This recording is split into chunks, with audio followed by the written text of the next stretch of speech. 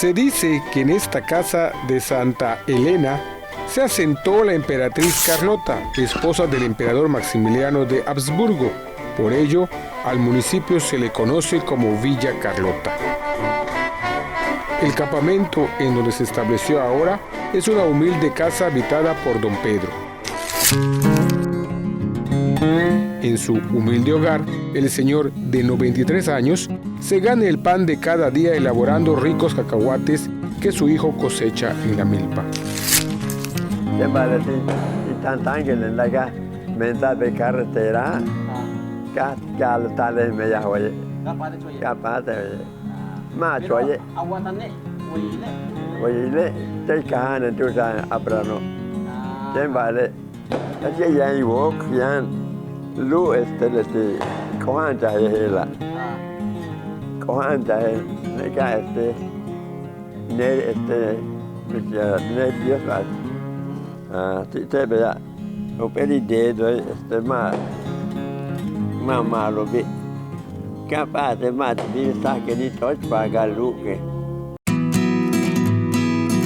Aviva la brasa con bacales de maíz.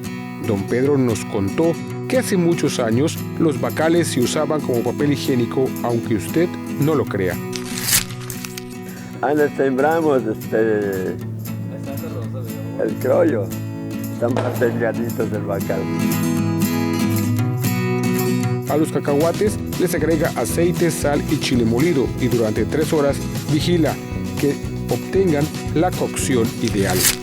Aceite y sal y chile para que esté bueno para la botana.